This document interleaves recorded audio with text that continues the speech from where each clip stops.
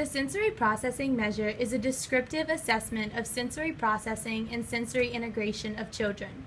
This is a norm reference assessment that seeks to determine information about behavior, coordination, and participation in the home environment, school, and the community.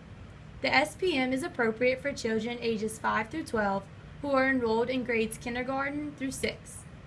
The SPMP is appropriate for children ages 2 through 5 that are not yet enrolled in kindergarten. The assessment may include any combination of the following forms: the SPM home form, the SPM main classroom form, the SPM school environments form, which may include art class, physical education class, music class, recess and playground, cafeteria, and school bus, the SPMP home form, and the SPMP school form. The forms are standardized and provided with the assessment kit. The assessment is completed by a parent or teacher who has observed the child in the environment being rated for at least 1 month. To complete the assessment, the examiner should remove the top profile sheet from the auto score form.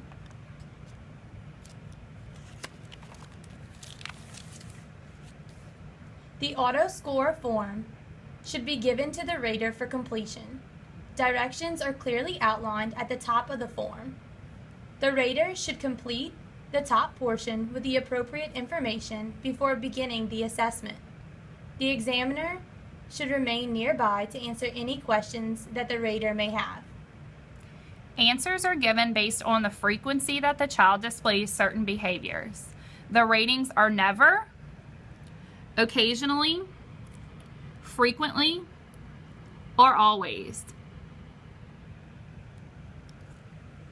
The rater should circle the appropriate response corresponding to each item. It is important to use a ballpoint pen and press firmly when responding in order to transfer the answers onto the scoring sheet. Once the first page is complete, the rater should flip to the back page to complete the final portion of ratings. The carbon copied scores are immediately transferred to a scoring sheet, minimizing the error that may arise from transferring scores to a separate sheet once the rater has completed the assessment. The examiner then adds the values from each section of the scoring worksheet and enters those values into the corresponding raw score box. Scores are obtained in the following areas: social participation, vision, hearing, touch, taste and smell, body awareness, balance and motion, and planning and ideas. A combined total raw score is obtained by adding all sections except for social participation and planning and ideas. Next, the examiner transfers the scores onto the profile sheet. The scores are circled on the table and handwritten in the appropriate spaces at the bottom of the sheet. The circled values should be connected with a line for a visual representation of the scores. T-score and percentile rank can be determined by referring to the right or left margin of the row corresponding to the circled raw score. T-score should then be written in the spaces provided at the bottom of the profile sheet.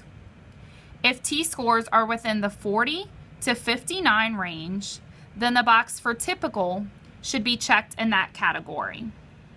If T-scores are within the 60 to 69 range, then the box titled Some Problems should be checked for that category. If T-scores are within the 70 to 80 range, then the box for Definite Dysfunction should be checked for that category. Recommendations for services can be evaluated at this time.